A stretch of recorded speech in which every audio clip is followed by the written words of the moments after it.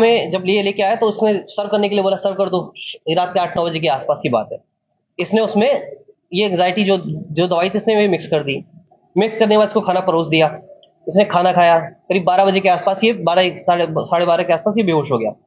बेहोश होने के बाद इसने साहिल को बुलाया। साहिल आया वहां पे रात में करीब 1 बजे के आसपास साहिल पहुंचा है। साहिल, अब इसका कहना है साहिल ने ही इसको बोला कि चक्कू करो। तो इन्होंने जो चक्कू वो लेके आई थी, ये चिकन वाला, वो चक्कू लिया। इसका कहना है साहिल ने बताया कैसे पकड़ना है, इसने पकड़ा है। और साहिल को इसने पहले ही बोला था वध करने के लिए, तो साहिल उस मोड में था कि उसका वध करना है। उसने कहा वध तभी होगा तेरे हाथों से होगा वध। साहिल, इसने हाथ पकड़ा, साहिल इसने चाकू पकड़ा, साहिल ने इसका हाथ पकड़ा, सीने पर रख के इसने पुश कर दिया चाकू। फिर उसके बाद इसने दोबारा बोला कि दोबारा इसको मारो। फिर दोनों ने हाथ पकड़े, फिर से 3 बार इसको वार किया। उस समय इसका हो गया। आवाज बाहर ना जाए, इनको डर था कहीं आवाज आ जाए, कोई चिल्ला ना दे, इसलिए इन्होंने वहां पे कूलर ऑन कर दिया था। कत्ल के बाद अब लाश ठिकाने लगाने की बारी थी, तो उसकी प्लानिंग पहले से हो चुकी थी। बाथरूम में ले जाने के बाद साहिल ने उसके गले पे उस तरह से वार करने का ट्राई किया पहले। उसके बाद जो चाकू था उससे इसने सब गला काटा है। हाथ की जो दो हथेलियां हैं, दोनों हथेलियां इसने काटी हैं। इन्होंने फिर ये जो ये मुस्कान एक कुछ दिन पहले एक बैग भी लेके आई थी। उस बैग में इन्होंने जो शव था, बॉडी जो थी, वो बॉडी बैग में रख के उन्होंने बेड में अंदर छुपा दी। उसके बाद ब्लीच इन्होंने ब्लिंकेट से ऑर्डर किया था। ब्लीच से पूरे घर 10 किलो के आसपास ब्लीच मंगवाया था। पूरे घर की सफाई की इन्होंने रात में ही। शव के 3 थे, एक तरफ ये गर्दन थी, 2 हाथ थे, बस ये 3 थे, बस 3 या मतलब दो ही एक तरफ मानोगे इसमें। साहिल के घर जाकर दोनों आराम से सो गए। फिर 4 मार्च की सुबह अब लाश को छुपाने की बारी थी। इसके लिए कुछ सामान खरीदना था। साहिल ने इसको बताया कि सजेस्ट किया कि तुम एक काम करो, सीमेंट, ड्रम और कुछ रेत खरीद लो। ये उस बात को लेके 9 बजे निकली है घर से। शाहजहां रोड पे इसने फिर कुछ सीमेंट की बोरियां खरीदी हैं। घंटा घर पे गई है, इसने परचेजिंग की है अपना इसकी ड्रम लेके नेक्स्ट डे रात 3 तारीख की रात की घटना हो गई। ये लोग गए 3 बजे रात में जाके सो गए। फिर 4 तारीख की सुबह को 9 बजे फिर से जाती है शारदा रोड पे। इसने शॉपिंग की, घंटा घर पे शॉपिंग की, शॉपिंग करके वापस आते हैं ये लोग। 3 बजे के आसपास आके दोनों ही अपना सीमेंट मिक्स करते हैं इसमें ड्रम को लेटाते हैं। उसके बाद जो धड़ मतलब ये सिर और ये हाथ था, ये वापस लेके आते हैं ये लोग। बॉडी को सरका के बेड से निकाल के इसको सरका के उसमें सरकाते हैं ड्रम के अंदर। ड्रम को खड़ा करते हैं, उसमें हाथ डालते हैं, उसके बाद उसको पैक कर देते हैं, सील पैक कर। अब ड्रम पैक हो चुका था। इसके आगे की प्लानिंग भी पहले से ही तय थी। लाश वाली ड्रम को कमरे में रखकर अब मुस्कान साहिल के साथ वादियों में घूमने जा रही थी। 4 मार्च की शाम को ही दोनों एक कैब बुक करते हैं और शिमला, मनाली और कसौल घूमने निकल जाते हैं। इन्होंने प्लानिंग कर रखी थी यहाँ से जाने की शिमला।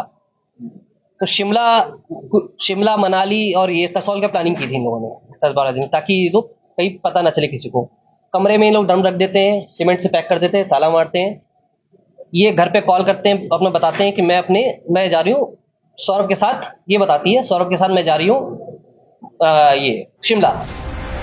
मुस्कान अपने साथ कुल 84,000 रुपए लेकर निकली थी। 14 दिन बाद जब वो पैसे खत्म हो गए तब दोनों ने वापस मेरठ आने का फैसला किया।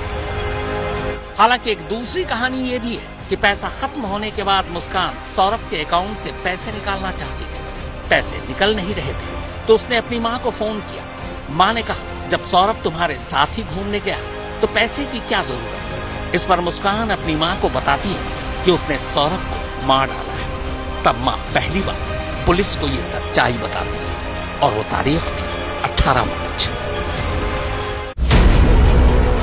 इसी के बाद 18 मार्च को पुलिस मुस्कान के घर पहुंचती है और फिर नीले रंग के इस ड्रम से सौरभ की सच्चाई बाहर आती है। तो ये तो रही कत्ल की कहानी, पर कत्ल की इस कहानी से कहीं ज्यादा सनसनीखेज है कत्ल की प्लानिंग और मुस्कान और साहिल के इश्क की कहानी। तो पहले इश्क की कहानी। मुस्कान की बेटी प्ले स्कूल में पढ़ती है। बेटी को स्कूल लाने ले जाने के दौरान ही मुस्कान की मुलाकात साहिल से हुई। सौरभ चूंकि ज्यादातर बाहर रहता था और मुस्कान अकेली, तो जल्दी दोस्ती प्यार में बदल गई। घर में कोई था नहीं तो दोनों जब तक घर में ही मिल लेते थे। जो इसकी पत्नी थी उसका संबंध साहिल के साथ हुआ इस बीच में। 2019 में इनके कॉमन फ्रेंड था, उसको पता चला उसकी शादी हो गई मुस्कान की, तो इन्होंने इसमें पुराने एक स्कूल ग्रुप में जोड़ दिया। साहिल जो ये है, ये 8th क्लास में इसके साथ पढ़ता था, 8th क्लास तक साथ में था, ये इसको जानती थी ये। जब 2019 में दोबारा इनका ग्रुप बना, एक कॉमन गेट टुगेदर हुआ, फिर ये इसके बाद शॉपिंग मॉल में भी इससे टकराई, तो इसकी अट्रैक्शन इसकी तरफ बढ़ी। साहिल अंधविश्वासी था, उसकी मां नहीं थी, मगर उसने अपनी मां के नाम पर स्नैपचैट पर एक अकाउंट खोल रखा था। उसे लगता था कि उसकी मुर्दा मां उससे बातें करती है। ये बात मुस्कान को भी पता थी। मुस्कान ने अपने भाई के मोबाइल नंबर पर एक अकाउंट खोला। उसी नंबर के जरिए वो साहिल को उसकी मां बनकर मैसेज करती कि मुस्कान अच्छी लड़की है, तू उसके साथ खुश रहे। इससे साहिल मुस्कान से और ज्यादा प्यार करने लगा। बेसिकली साहिल क्या था, साहिल थोड़ा सुपरस्टिशियस है, तो ये इसको अपने कंट्रोल में रहे हमारे। इसने एक प्लान था कि इसने इसका ये अपना स्नैपचैट होता है, इसमें 3 फर्जी आईडी बनाई, अपने भाई के नाम पे, अपनी माँ के नाम पे और खुद की आईडी थी इसकी।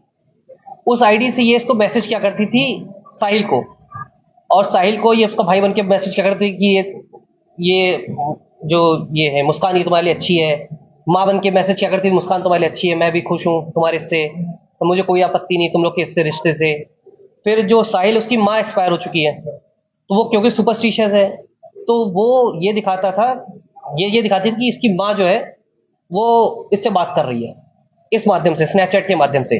जैसा मैं बताया, वो स्नैप थोड़ा सा ये ज्यादा बिलीवर था इस चीज को लेके, तो इसके कब्जे में रहता था। मुस्कान भी अब सौरभ से पीछा छुड़ाना चाहती थी। इसी के बाद दोनों ने पिछले साल नवंबर में ही तय कर लिया कि इस बार सौरभ के मेरठ आते ही उसे मार डालेंगे, और नवंबर से ही कत्ल की प्लानिंग शुरू हो गई। सबसे पहले दोनों ने इस बात की प्लानिंग की कि कत्ल के बाद लाश का क्या करेंगे। आखिर में तय किया कि लाश को जमीन में गाड़ देंगे, पर कैसे ये उन्हें नहीं पता था। इसके लिए अब दोस्तों से पूछताछ करने लगे, मगर दूसरी तरह से। उसने ये प्लानिंग की थी नवंबर में कि इसको मार के कहीं गाड़ देंगे, गाड़ने के बाद मैं ये बता दूंगी कि ये वापस चला गया अपना वहां, ये विदेश चला गया, वापस नहीं आएगा। नवंबर में इसने जगह ढूंढ रही थी गाड़ने के लिए, लेकिन उसको उस समय जगह नहीं मिली। अब इसने एक और प्लानिंग की कि उस समय इसका दोस्तों से भी कहीं पूछा कि मैं पूजा का कुछ सामग्री गाड़ना चाहती हूँ। फिर एक हिंट किया इसने कि अगर कोई मर्डर हो जाए तो कहाँ गाड़ा जाएगा, तो उसके दोस्तों ने सबने मना कर दिया था। 25 फरवरी को मुस्कान का जन्मदिन आता है, लिहाजा सौरभ ने 24 फरवरी को लंदन से मेरठ लौटने का फैसला किया। ये बात मुस्कान ने साहिल को बताई।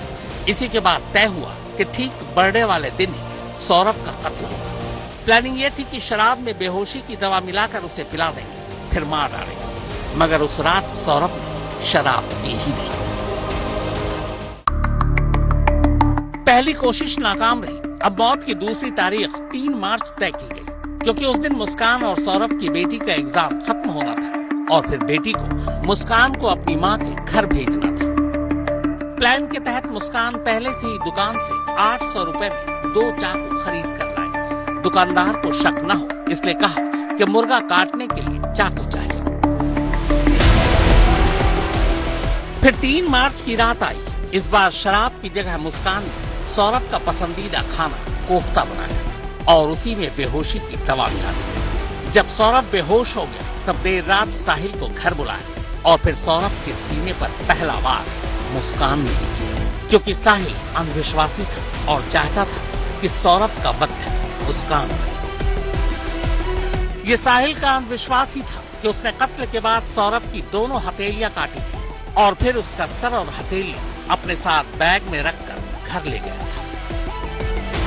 पर किस्मत का खेल कहिए या फरेब, बकौल मेरठ पुलिस मुस्कान सौरभ का कत्ल तो करना चाहती थी, पर वो साहिल से शादी करना नहीं चाहती थी, और साहिल ये सब कुछ सिर्फ मुस्कान से शादी करने के लिए कर रहा था। यानी कहानी का क्लाइमेक्स अगर ऐसा न होता तो क्या पता मुस्कान पार्ट 3 बन सकता था। अब पुलिस इस पूरे मामले की जांच कर रही है। लड़की के पिता जो अपनी बेटी से बेहद प्यार करते थे, उनका कहना है कि वो बेटी से बिल्कुल प्यार नहीं करते हैं और अपनी बेटी के लिए फांसी की मांग करते हैं। कैमरामैन कुंज बिहारी और उस्मान चौधरी के साथ हिमांशु मिश्रा, मेरठ, आज तक। वो मुस्कान के माँ बाप ही थे जिन्होंने सबसे पहले इस कत्ल की जानकारी पुलिस को दी। मुस्कान के माँ बाप अब मुस्कान के लिए फांसी की मांग कर रहे हैं।